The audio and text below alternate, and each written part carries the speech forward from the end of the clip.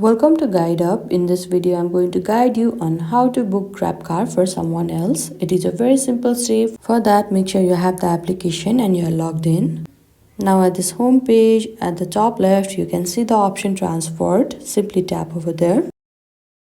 Now here you can see the option where to at the top. Simply tap over there and choose the location. Now here you can also see the option of add. You need to simply tap over there. Here you can add a stop where you can pick up your friend or your family member. So now you need to enter the location.